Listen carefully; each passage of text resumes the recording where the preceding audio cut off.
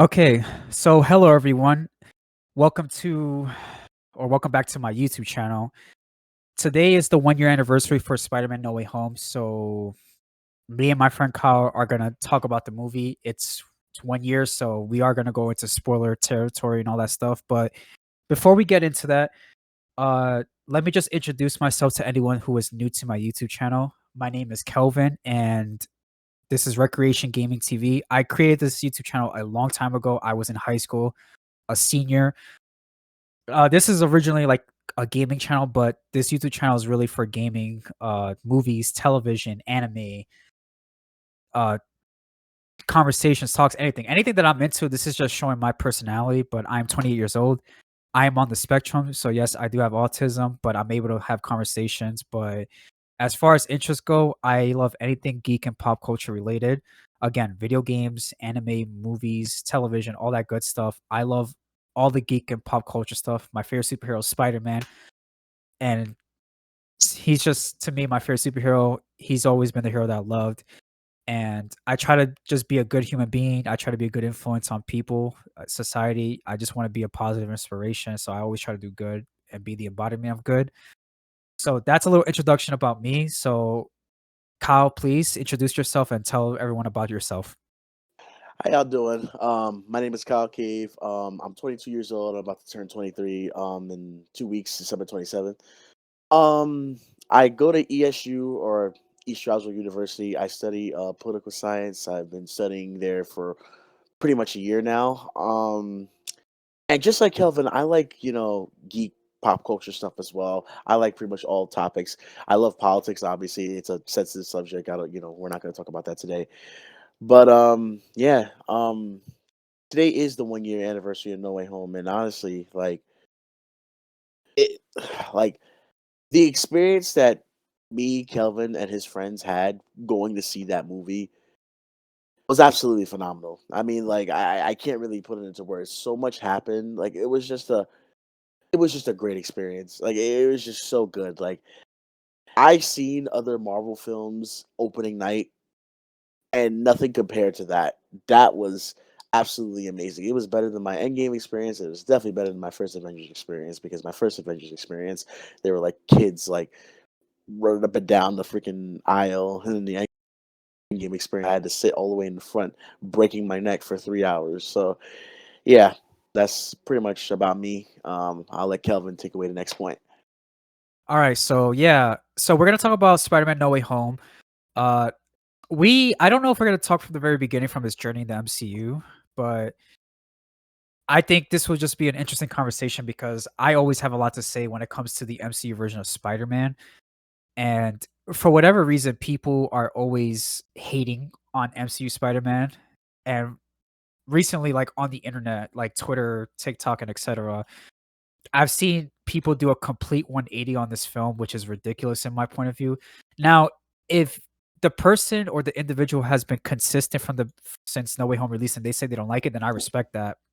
But the 180 is ridiculous. But yeah, so obviously, for those of you that don't know, Andrew Garfield was Spider-Man before Tom Holland came into the MCU. And to keep the long story short, Sony pretty much spent the most money advertising for The Amazing Spider-Man 2, and this is back in 2014. They, in my point of view, they believed that this was going to make the most money for them. And keep in mind that Sony at that time were in financial crisis, if I'm not mistaken. So Spider-Man and PlayStation are pretty much their two biggest properties that makes them the most money. And Spider-Man, in my personal opinion, being the biggest superhero of all time. I'm not saying he's the best, but the biggest. He always has like the most toy sales and etc.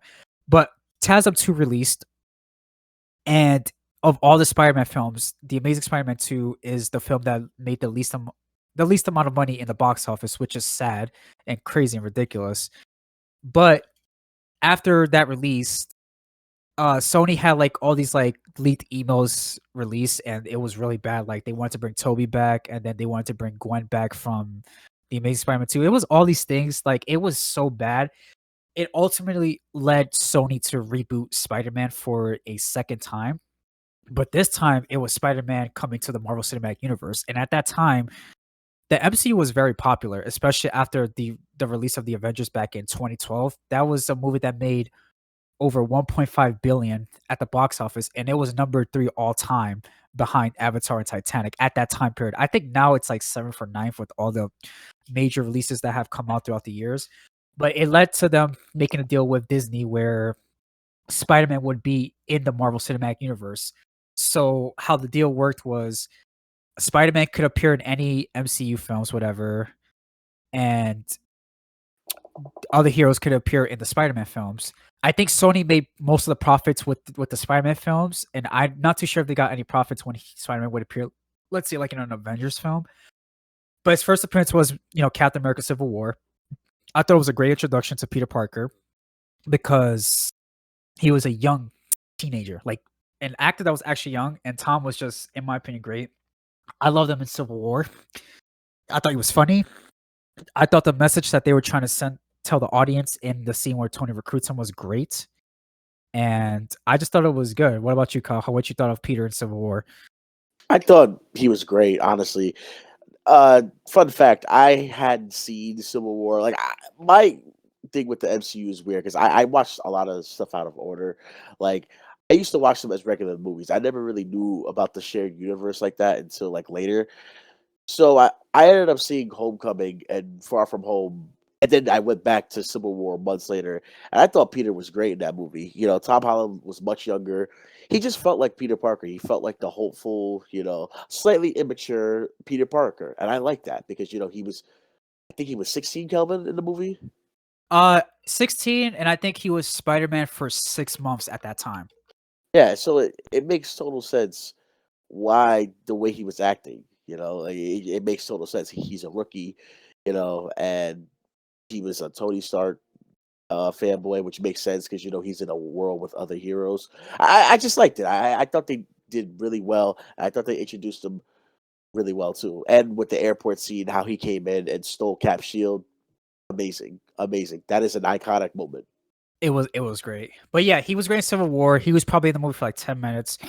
That's that. Obviously, Homecoming came out in 2017, and Peter still had his core values, but his judgment was skewed because he was recruited by Tony Stark. And to me, in this universe, it absolutely makes sense that he would look up to the Avengers.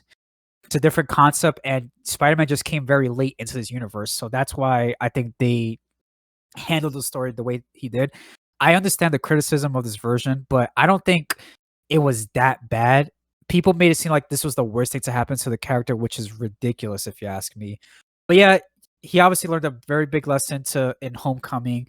It was a funny movie. It was a fun film. It was finally a Peter Parker that's actually in high school dealing with high school stuff. So I thought it was just a great like first Spider-Man film. And then obviously we got Far From Home. This is a film where I think this is probably everyone's least favorite MCU Spider-Man film, which I understand.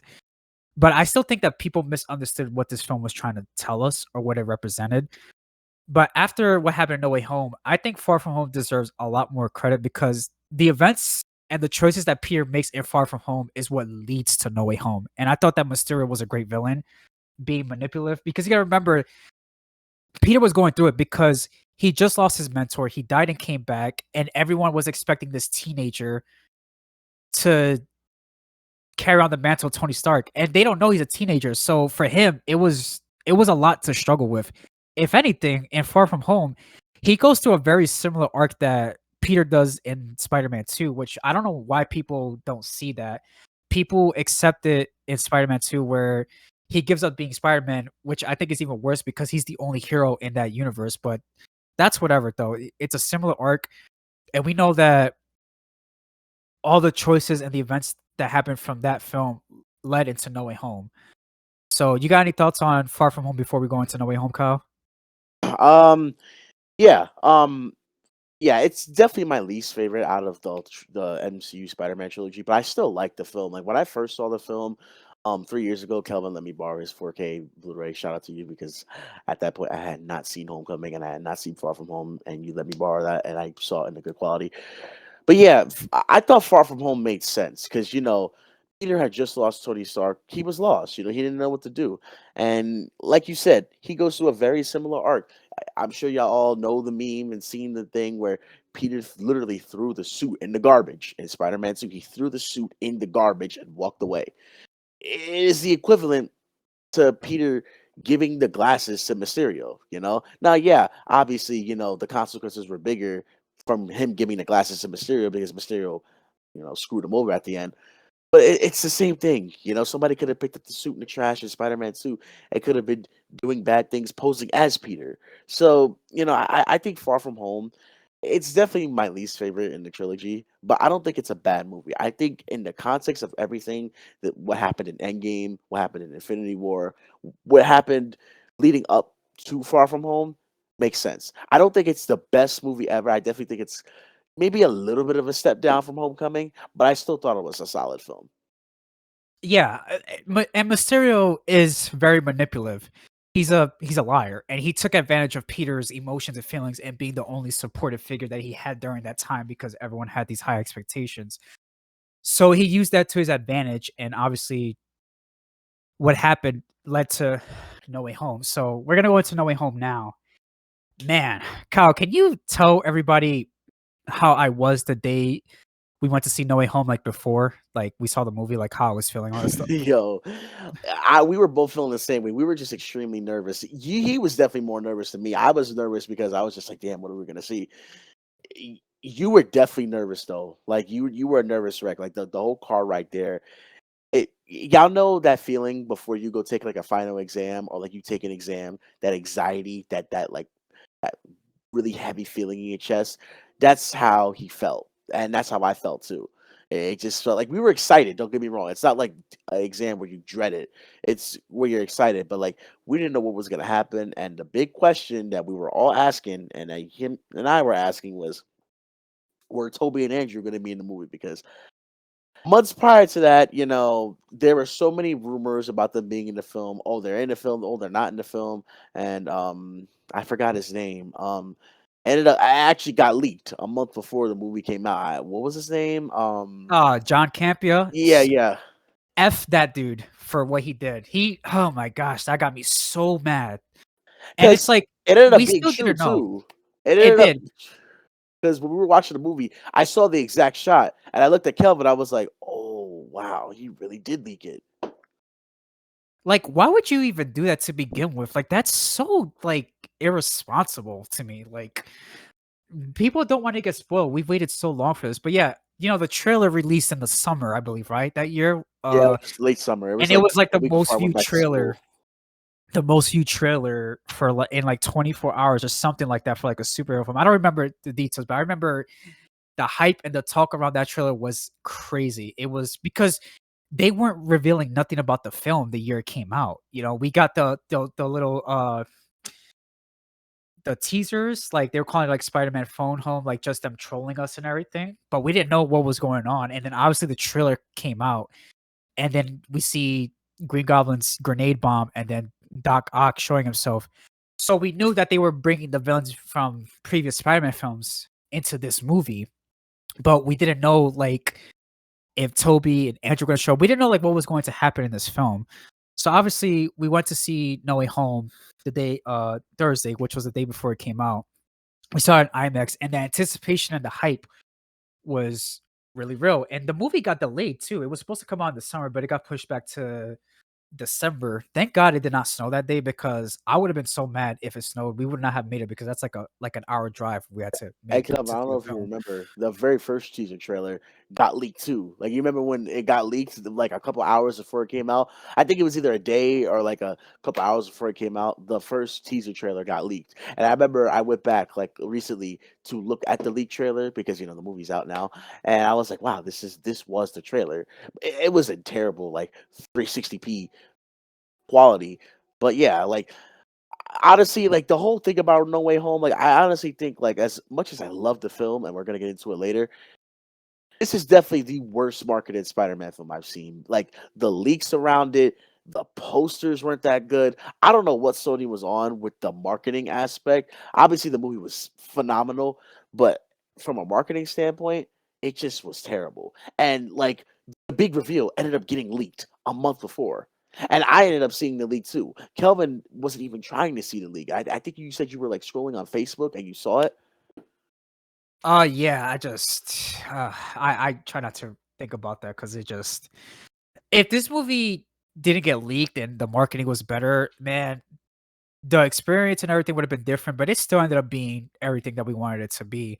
But so with No Way Home, obviously the ending of Far From Home, the post-credit scene, Mysterio ended up revealing Peter's identity. And that's a big thing with Peter Parker is his secret identity. He keeps his secret to protect the people and his close ones that he loves, to protect their identities and to protect them. So Mysterio revealed his identity, and Peter's a senior in high school, and the whole world knows who Peter is. And Peter's going through it. Yeah, I guess the movies is kind of doing everything jokingly, but it's still serious. Like they still take it seriously in terms of what happens. He has to get a lawyer, and his friends are also suffering because they know Peter Parker. They know that he's Spider Man, and Peter wanted to make things right, which is a Peter Parker thing to do, in my opinion. He wanted to give his friends a second chance because when you really think about it, they did nothing wrong. Like they're not superheroes or whatever. So he goes to Doctor Strange and he asks him to use the time stone. Obviously, they don't have the time stone because it was destroyed. And Doctor Strange casts a spell. But Peter, being the teenager that he is, he's still not in control of everything. And he messes up the spell for Strange. Although Strange kind of deserves to get blamed too, because you're supposed to be like experienced at that time. Like you're supposed to be like the master of the mystic arts and all that stuff. So like for you to mess up a spell is kind of like, oh. But I think that's just because Strange is still cocky, still kind of arrogant in a sense. But Mm. but he's like much better compared to how he was in his own movie and Infinity War. He is more responsible, but the fact that he just like kind of messed up the spell and all that stuff is just weird. It's just like you really would mess up a spell just because a teenager kept talking. It's weird, but it's whatever. It works for me personally because obviously what happens after the spell being messed up, the movie really starts to take off. I think it really starts to take off when he's at the bridge scene where he's trying to get his friends back into MIT, I think, or get accepted by the colleges or whatever. And obviously we see Doc Ock and he fights him, and then we see Green Goblin. Then he's teleported back to the Sanctum, and the goal is to obviously capture all the villains and send them back to their universes because that's Strange says that that's their fate, whatever. But at some point, uh, Aunt May, obviously, thank God she was given a much better role in this film compared to the last film because I think the way she was handled in Far From Home wasn't the best. I think if she was handled much better in Far From Home, a lot of people wouldn't feel the way they did, and it's only a certain type of people. But thank God she was given a bigger role. Obviously, she was telling Peter like, "Yeah, like you have to save them. Like it's his responsibility. You're a superhero. You have to do the right thing." And I think Aunt May presence in this film really inspired or helped Peter to do the right thing. And Peter wanted to save the villains. He was telling Strange to have a heart. And to me, that's the most Peter Parker thing I could think of is wanting to save the villains to do the right thing. And I don't understand why people don't see that. So Aunt May being that figure I felt was really great. And obviously the apartment scene was really intense. You know which scene I'm talking about, right? Where his spider Oh sense yeah, goes off and yeah. everything. Oh, that, I thought that was one of the fantastic. best scenes in the film because the suspense and the intensity of that scene just worked. Uh, I would argue it was really scared. personally. Go I ahead. would I would argue personally, out of every Spider-Man film we've had, and maybe in general, like, I haven't seen all of the animated stuff, but besides, I mean, Spider-Verse is pretty good too because it's a comic booky. But like in terms of live action, I think that is the best Spider Sense I've ever seen, bro. That scene was so intense, and seeing it in IMAX, I was like, "What is going on?" Like we knew something was wrong, something felt off, and we knew it was Goblin. And then when he, shot the web at him, we were like, "Oh no, here we go." That whole scene was just anxiety, and despair, and just pain at the end when you know May died, unfortunately. Yes, I think. the MCU spider sense, I think, is the best one out of the 3 we got with the Amazing Spider-Man and the Raimi version. They're all great, like, sounding, like, spider sense, but there was something about this one that I just really loved. I don't know, it sounds so cool, and it really sounds like danger's coming up or whatever, you know? But that's just my personal opinion, but obviously, um, Aunt May says with great power comes great responsibility, which I'm happy, and some people was like, "It didn't work," or mad about it. I'm like, "Guys, Aunt May was the one there the entire time. It makes sense that she would say that to him." Now, we do know that Uncle Ben exists because he's referenced in Civil War, Homecoming. We see the suitcase in Far From Home. Um, in a way, the movie kind of implies that does like Ben not exist though? Because it's weird because when Aunt May says that line, he says, "I know." So Mhm. it's like, did he hear her or not? It's kind of weird, but regardless, like the fact that she said that, I thought was great, and I just feel like Aunt May saying that just makes sense in this universe, and I'm happy that Aunt May had like a bigger purpose, you know? Like, I'm not saying she was bad in the previous films. I loved her in the Raimi films, and I loved her in the Amazing Spider-Man films. I think my favorite Aunt May really is Sally Field in the Amazing Spider-Man. I just felt like she had like that mother figure with Peter.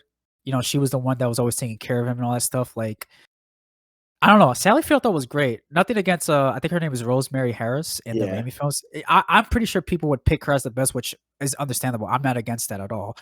But there was just something about Aunt May and the Amazing Spider-Man that I loved. But Marissa Tomei in the MCU, I thought she was great. I just think again they kind of fumbled a little bit with her in Far From Home, but her dying in this film, let's be serious, that was Peter's choice and a consequence, having her around and all that stuff, you know, and obviously keep in mind that Peter has been through so much. He's lost Uncle Ben. He got his suit taken away in Homecoming because he was trying to prove himself to Tony Stark, his mentor. Infinity War happens. They battle Thanos. He dies and comes back, and he sees Tony Stark die. And Far From Home, his identity gets revealed. You know, like, and then the Mhm. whole world knows he has. He has all this stress. He can't get accepted into college and etc. And then he sees Aunt May die, like right in front of him. So Peter is clearly at his lowest, and he's been through the most stuff out of the 3 versions, if you ask me. But that's just my opinion. And of course, with Aunt May dying, we get the scene. Uh, Mhm. we finally see Andrew Garfield and Toby.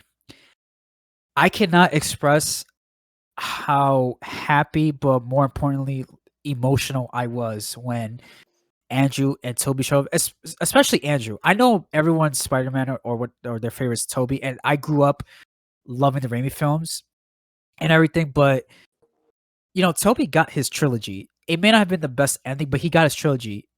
Yes, he was done dirty too, but Andrew was the one that was done dirty to me, and I felt that he was always the best actor that played the character. When Andrew showed up, when he came through that portal, I have never felt that emotional watching a superhero film. Maybe like comparing 2002 when Gwen died You mean because Logan? I cried.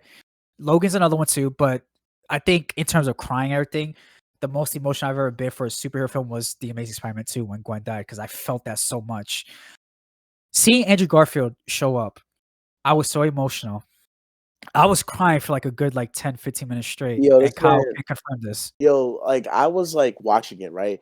And when they showed it, I was like, "Oh, that's gotta be another Spider-Man." I didn't know because he couldn't tell. Kelvin couldn't tell. As soon as he came through, I was like, "Oh, that's gotta be Andrew." Then he took his mask off, and I kid y'all not, I could not hear that scene, that the rest of the scene when he was crawling on the wall. I could not really hear the scene like that until like a couple months later because everybody, or not, actually no, it was the second or third time we saw it because nobody really said anything. The second time me and Kelvin went to go see it because we went to a dead theater. But, like, everybody was clapping, I was clapping and cheering, but yeah, this man Kelvin, like, he was just straight crying, and he was crying for so like, I looked over, I'm like, "Damn, you're still crying, bro?" Like, I thought he was gonna be done.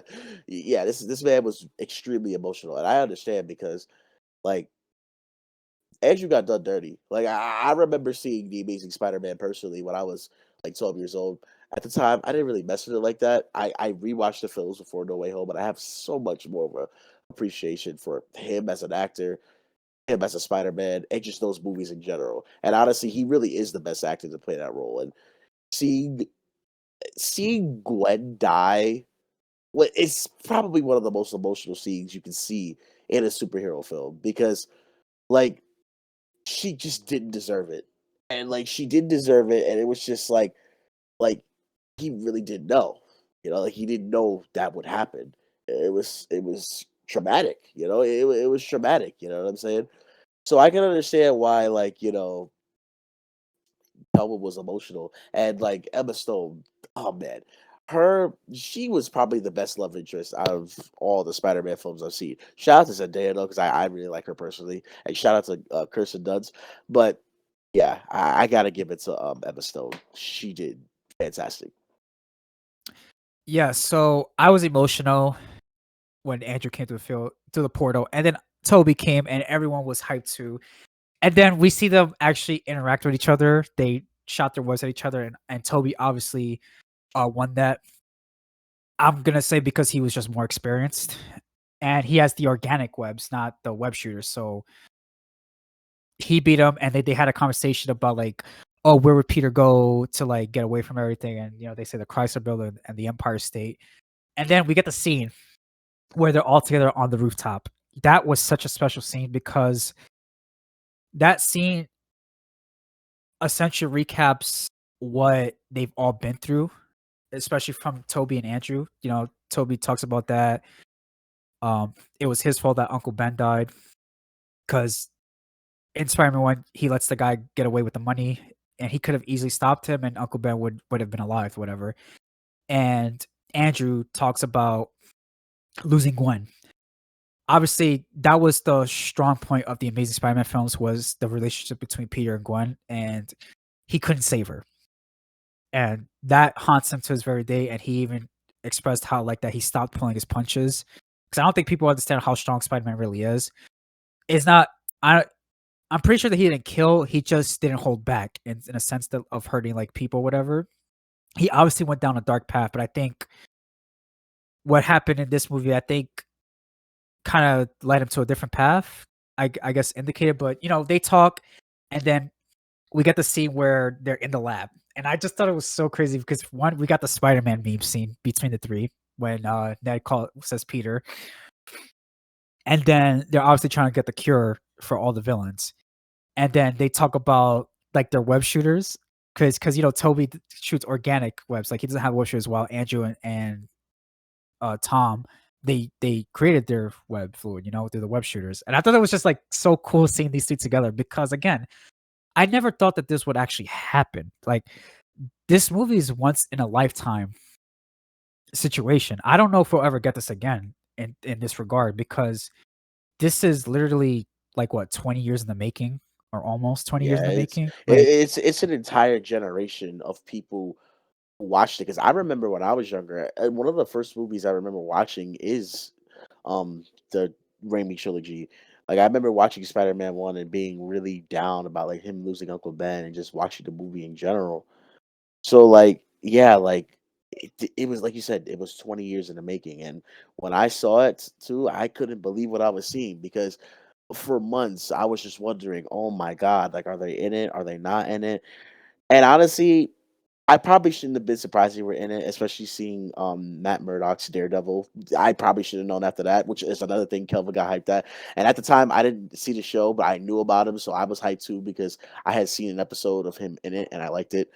So yeah, uh yeah, Charlie Cox being in the movie was great. It obviously made sense to use him as a lawyer since he's in New York City and he's another Marvel character. So I thought it was perfect. I was fine not seeing him as Daredevil. It was perfectly fine with me seeing him as Matt Murdock. But yeah, we know that the ending, they fight the villains, they cure them, and uh obviously Tom was about to kill Green Goblin, and Toby stopped him, and Toby ends up getting stabbed, which I'm not gonna lie, I thought he was actually gonna die, and I had a same. feeling that they were gonna go that route. Thankfully, they didn't kill him. They gave us more of the happy ending.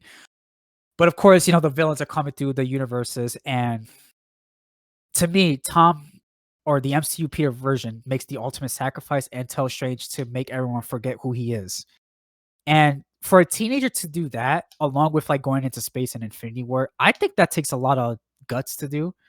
Like, remind you that nobody knows who he is. It's like he's never existed. So he makes the ultimate sacrifice. He chooses not to tell Ned and MJ who he is or what happened. He finally rents a crappy apartment. He couldn't even get his high school diploma because of what happened. So he had to get his GED. And it's like he has no way home. He is completely all alone. And he obviously makes a suit. And the ending, it's not the best ending swing or sequence, but what makes this the best ending is the meaning behind the scene. We get, I would say, the most comic accurate Spider-Man suit. I know it's CG, but and I know it's not like an official suit like physically made, but it's the fact that the suit looks exactly like classic Spider-Man, and it's so beautiful. But the ending has all these implications that this character is back to the basics. You can say that this trilogy was essentially his origin story, which I think is very unique and kind of genius. I thought it was handled very well. I'm not saying that everything was correct or was done the best, but I just liked what they did with this character's story. And they can go anywhere. Obviously, he's going to be in college now. He can finally become a photographer for the Daily Bugle. He can be Black Cat. Anything can happen. Like anything can happen moving forward. He can meet Eddie Brock, the symbiote, which they live the symbiote from the Tom Hardy universe because of the post credit scene. But this movie, to me, it really is the best live action Spider-Man film. And I say that because they this movie, you could technically say, is our Spider-Man 4, is our The Amazing Spider-Man 3. And this movie was more than nostalgia. This movie was growing up. It was about Peter using his powers responsibly. It was about consequences. It was about sacrifice. It was about grief. They obviously brought in Toby and Andrew to not only right their wrongs because they were done dirty in their respective universes, but they brought them in to help guide the MCU Peter to not make the same mistakes that they did in their respective universes. They were there to inspire and lead Peter to take the right path and to make the right choices. Because we know that they've made mistakes in their universes that they definitely like regret, like, oh, like you can't cure Osborn and all that stuff, or um Peter couldn't save Gwen in the Amazing Spider-Man 2, but he was redeemed in this one by saving MJ, which I thought was such a nice little touch. Like he finally redeemed himself. Yo, when So that when people happened, tell me like when they say like this movie is just nostalgia, that's BS. That's yeah, you guys completely missed the point of this film. And again, if you don't think this is the best Spider-Man film, I respect that. If you don't think that Tom is the best Spider-Man, I respect that. If he's your least favorite Spider-Man, Peter Parker, I respect that. But to say No Way Home is a bad film and it's only good because of nostalgia is BS. You completely miss the point of the film, misunderstand it. This movie is the most Peter Parker film I can think of, in him wanting to save the villains, as I've stated before. He makes the ultimate sacrifice, and he faced the consequences. He's all alone. He has nobody. But go ahead, Kyle. yo, I just want to make a little quick point. Yo, when he saved like MJ, I'm not gonna lie, the second trailer they released, they kind of showed her falling, so I kind of knew. Like, I didn't know if that was like, oh god, is it like a repeat of Amazing Spider-Man 2?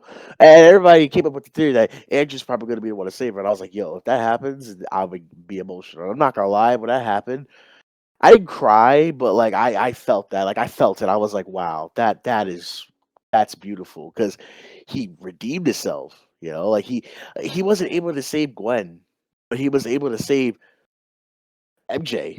And obviously, yeah, it's another universe, but he was able to redeem himself. And now that he did that, obviously, I don't think he's ever gonna like truly forgive himself for that, but maybe he can find peace knowing that he was able to save another life. And honestly, like I feel like what makes the Amazing Spider-Man so tragic too is that um Gwen's father, I forgot, Captain Stacy. yeah, Captain Stacy, right? I, it was like he at the end of the first one, he was like, "I need you to promise me. I need you to stay away from my daughter." And he broke the not only did he break the promise, he got her killed in the process. So I think it's just that whole story. is so tragic, you know. Now, obviously, like it's the Amazing Spider-Man 2 has problems, right? I'm not going to deny that it has problems. It's one of the most problematic films, Spider-Man films made, right? But that final scene, I can kind of forgive it because, and that's another thing too. No Way Home kind of fixed a lot of the villains for me. Like when it comes to Electro, they definitely like I thought Electro was great already, but they definitely, like fixed him. I think to be honest with y'all, I don't know if y'all gonna agree with this, but I think that Green Goblin in this film, No Way Home, was a lot more scary and intimidating than the first Spider-Man. That's just my opinion, though. Now, obviously, he was, intimidating in the first Spider-Man film, but if you go back to Spider-Man one, it can be a little corny. Obviously, like the point is still there, like he's still menacing and all. But I feel like in this one, like he's just a lot more menacing, and the reason why is because of the mask. I feel like it was a great decision for him to break the mask because now we got to see his facial expressions, like that one scene in the hotel where he was fighting him and Peter was just kept punching him and he just started laughing. That's Green Goblin for you, and I felt terrified seeing that too. You know. Yeah, I Willem Dafoe, he's just one of the best actors of all time. He completely embraced it, and the fact that he wants to do his own stunts, I have more props to. Going to back to Jamie Foxx's Electro, yeah, I know that some people had a problem with the whole like physical appearance, and I get that. I think that's validated, and this is kind of a plot hole too. But if I remember correctly, he doesn't even know that Peter is Spider-Man in his universe, and I think that was something about the spell that anyone who knows who Peter Parker is Spider-Man came to that universe. But to me, that's kind of more nitpicky, but it's still valid criticism if you ask me. But I just felt that Jamie in this film, he just felt more like a villain to me compared to TASM 2. And I'm not saying that he was bad at TASM 2. He was clearly like Jim Carrey's Riddler in Batman Forever, I think was the film. But in this one, he just felt more like a threat. And obviously the arc reactor was what was giving him the energy, whatever. I thought that was a pretty nice touch. But Jamie Foxx was great. Obviously, Sandman and the Lizard got the short end of the stick. I don't think they were able to get the actors for the roles. I think they Yeah. just did voice recording, but they were still fine. But obviously, in terms of I guess the Sinister Five, the standout was really Green Goblin. But Green Goblin, Doc Ock, and Electro were really the standouts for this movie. Um, E- but this movie just had so much going for it. I don't know, like it just this was like once in a lifetime like Spider-Man film. We got to see the three Spider-Man come together, interact with each other, being like brothers, telling their stories, the consequences, the guilt, the regrets, the grief. Uh Obviously MJ, they forgot him. It just so much happened in this film. I just thought it was just a brilliant made film. And the fact that the story could go anywhere is what makes me excited for the future of Spider-Man. Like this is to me like just a great way to like end the Homecoming trilogy, but start a new beginning. It's that like every uh every ending has a new beginning, and that's what this is. I don't care if they brought him back to basics, whatever. I don't care if it took all these films. I thought it was an interesting take for how they handled his journey. This was essentially his origin story, and I don't got a problem with it because it worked for me. They took their time developing this character instead of him being exactly like Spider-Man. And remind you that he's a teenager, so he's not going to be exactly perfect. He's going to make mistakes. We all make mistakes as a teenager, and I think that was very accurate, like in my personal opinion. But I just really love this film. I love everything we did, and I would go more in depth, but we're just trying to get like our kind of our thoughts on how we feel about the film. But go ahead, Kyle, if you have anything else to say. Yeah, I just thought No Way Home was excellent. I honestly think it's one of the best Marvel movies ever made, along with like the Raimi trilogy, Endgame, Infinity War. I just think they just told a really good story. It was redemption, loss, grief, anger, sadness. Like I feel like we got to see all that, and it's definitely. I will say this: definitely some of the best acting I've seen in a Marvel film. Now, I'm not saying that other Marvel films didn't have good acting, but uh, man, like No Way Home, like I feel like the actors really shine. I think Tom especially did, and Willem Dafoe especially did. Like when Tom almost killed Goblin, like he looked like he was a menace. Like I've never seen Spider-Man that angry. You know, like even when you're playing the Spider-Man game, when you're beating up the villains, like yeah, he's beating them up, but like he's not like trying to kill them. What that scene looked like to me, I don't know if y'all ever played like Last of Us 2, but like when Ellie was beating up Abby, that's what it looked like. Like it looked like a real battle, like to the death. Like somebody, like they were fighting to kill each other. It just looked raw. And I really like that. Yeah. But I think the ending, it was emotional and it was such a bittersweet ending. I really felt so bad for Peter. I felt so heartbroken, but yet I felt optimistic and hopeful and looking forward to like his future as to what happens. So to me, No Way Home is the best live action Spider-Man film. I'll accept Spider-Man 2. I still love and adore that movie. But this movie, it just did everything right. It really honors the legacy of Spider-Man. They did everything right with the MCU version, with Andrew Garfield's Peter Parker, with Sam Raimi's Peter Parker. They just did everything right. They got to answer a lot of questions that we needed answered, but also they could technically return. Like I wouldn't mind if we had a Spider-Man 4 and Amazing Spider-Man 3.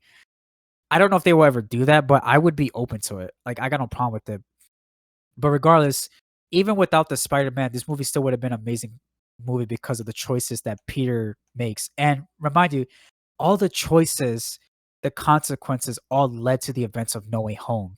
And the MCU version of Spider-Man could easily be the best version depending on how they handle the story moving forward. So, I think you and I pretty much said everything we want to say about No Way Home. I mean, if you have any last thoughts, go ahead, say what you have to say now, I guess. Um, I just thought it was a really good movie. Like I just thought it was a really good, fantastic movie. Like I still can't believe it happened. Like it's been a year, and I still can't believe that happened. You know what I'm saying? Like it's been a whole year. We moved on. The No Way Home hype is pretty much gone. We all know what happened. I miss it so much. Like the nostalgia was real. That was the one year where I can turn my brain off and just focus all on fiction. You know what I'm saying? Oh, and let me give my thoughts on this too. I feel like the people who did 180 on the film, because even like a couple months after the movie came out, I remember some people started to complain about CGI and stuff like that, even though it was filmed in a pandemic and they have the VFX issue, which is a whole other issue. But I just feel like the whole 180 is nonsense. It's just social media being social media because y'all got to remember people do things for clicks. Now, obviously, people have different opinions too, but I don't think that this is a bad movie at all. If you think No Way Home was a bad movie, like listen, there's a lot to criticize Marvel about. I do it all the time. But I feel like with this specifically, this was really, really solid. This is a great film. Now, if you want to talk about all the rest of Phase 4, that's a completely different story, and there's a lot to talk about there. But I feel like with this specifically, this was solid. This was solid, and this was a good end to the Homecoming trilogy and a good beginning to whatever comes next. I don't know if you have any more thoughts about the 180, Kelvin, but that's what I think. I think the 180 is nonsense. I think a lot of it is due to clicks. I don't think a lot of it is legit, but some of it is. I just don't think it's a bad movie. I don't see how anybody could think it's a bad movie. Yes, the film has some minor issues, but like I can forgive it because of how good it was. Yeah, they handled the story and the arc very well. I'm okay if this isn't people's favorite Spider-Man film and people don't think it's the best one, but my problem is just them saying that it's bad and then their criticism doesn't really make sense to me is my issue. But overall, to me, this is the most Peter Parker slash Spider-Man film that I could think of in terms of live action. Yeah, I can't You lie. could obviously argue Spider-Man 2, but I just think this is the most accurate representation of Peter Parker that we gotten. And remind you that this is coming from someone that my favorite Spider-Man is Andrew Garfield in terms of live action. I still think he's the best actor to play the character. I feel like he's the most accurate in terms of like how he's supposed to be portrayed. But in terms of like the writing and who Peter Parker is, I feel like this is the most Peter Parker film. I just love it. I'm happy that Andrew Garfield got redeemed and that he was able to play the character again because I was heartbroken when they didn't bring him back. I'm happy to see Toby come back. He was obviously the wiser, you know, like the dad of the group, the most mature, Garfield being the middle child, and Tom being like the youngest and everything. But overall, I just love this film. It was amazing. It was incredible. It was the best theater experience I've had, and I'm just excited for the future of Spider-Man. But go ahead, Kyle. Yeah, in terms of live action, I think this is my favorite too. Spider-Man 2 comes at a very they're pretty much neck and neck. I think they're some of the best live action superhero films ever made. Now, if you ask me what's my favorite Spider-Man film in general, I might have to go with Into the Spider-Verse, but that's a whole nother topic because that's probably one of the best origin stories I've seen too, about like Spider-Man as well. But obviously, that's a different character. That's Miles Morales. I know we're talking about Peter Parker, but live action, I think No Way Home is my favorite. Spider-Man 2, a very close second. But my overall, I Into the Spider-Verse so is probably gonna be my favorite Spider-Man film overall. If we're talking everything, Yeah, so I'm going to end it here. I feel like we got our thoughts across, and I know that this was not organized, guys. This is our first time doing a recording like this, but honestly, I'm kind of lazy. I'll be honest, but I this is something that I just wanted to talk about, and this is just going to be consider this my definitive thoughts on No Way Home. I could have gone way more in depth, but I feel like we said everything we needed to say. But I hope you guys enjoyed this little podcast slash conversation. Kyle, thank you very much for joining and talking with me. You're one of my closest friends, and you and I we always talk about all these things together. of course. And to anyone who comes across this video, please feel free to subscribe if you guys like what you heard or whatever. Feel free to comment down below. Let me know your thoughts on the film. I'm perfectly fine having a civilized conversation about Spider-Man, MCU Spider-Man, Andrew Garfield or Toby or the villains, anything. Just please keep it civilized and respectful. But Kyle, yeah. So, any last thoughts, whether it's the movie or just if you want to give them your social media or just anything to the viewers or for the podcast? I guess I could give you guys my social media. My social media is Kyle is the man too. That's pretty much my name for everything. My Snapchat is Kyle is the man too. My Instagram is Kyle is the man too. I think my Discord is Kyle is the man too, and my PSN is Lucky Guys 68342. You could also put all this in the description, but yeah, I guess I'll give y'all that. Yeah, I enjoyed coming on here, giving my thoughts, and I hope to see y'all again one of these days, whenever. Yeah. So, Kyle, thank you very much. And again, hopefully, I don't know if we're gonna make this like a weekly or a monthly thing, but I would like to have this like one-on-one conversation with us posted on my channel, and maybe include like a few of our friends. But this is something that I would like to do for my YouTube channel, and if it grows, it grows. If it doesn't, it doesn't. It's just something that I want to have saved on my PC and on YouTube, and for you guys to like enjoy. If you have nothing to do, maybe our thoughts can help inspire you to do good or bring an interesting, unique perspectives on any conversation we talk about. But yeah, so that will be the ending of this episode. I don't have a name for this, but I'm happy that we got to discuss No Way Home on its anniversary, and hopefully we have more episodes to come soon, and hopefully this will be a normal thing. But I want to thank everyone who commented, listened, and enjoyed this. So thank you guys very much, and this will be the end of the podcast. Much love to you all. Peace, guys.